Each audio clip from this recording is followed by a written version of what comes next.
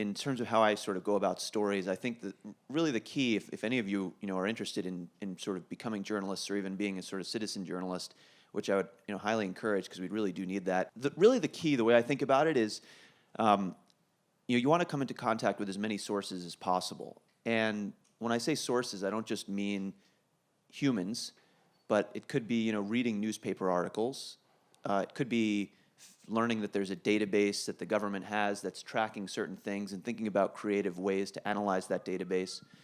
And, that's sort of where it starts. And then once you have an idea, you start to dig deeper. And at that point, I think you want to try and talk to as many, human sources as you can to try and figure out, at least get your first sense of what's going on here.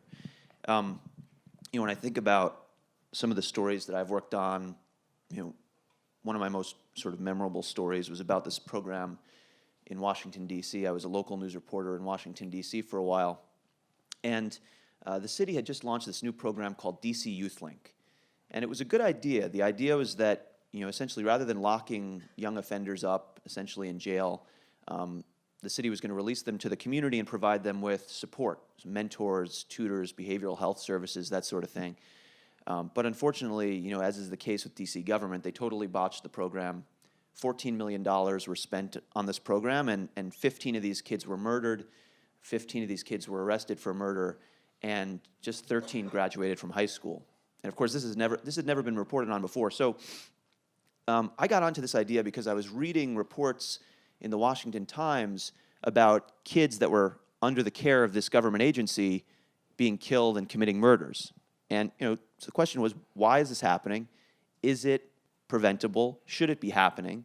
And I started by just talking to people who were working with these kids, and eventually learned more and more. And then you can file a public records request. A lot of the documents that the government has, you're actually entitled to. So if you want, you can file a public records request and ask for those documents. So you can ask for inspection reports and all sorts of things.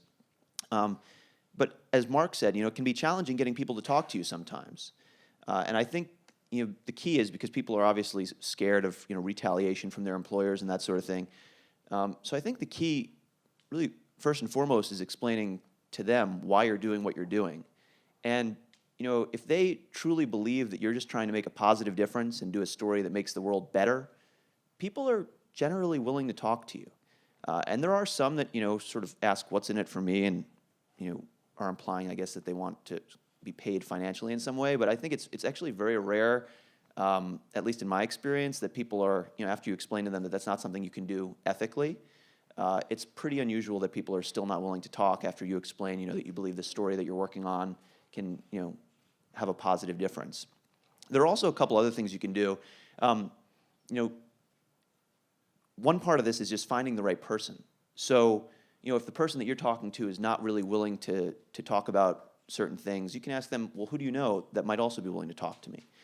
And it's, to a certain extent, it's a numbers game because, there are certain people that are just not going to be willing to talk. But if you talk to 30, 40, 50 people who worked for this government agency in the past, usually starting with like former employees and then maybe even talking to some current employees, eventually, if you work hard enough, you'll find someone.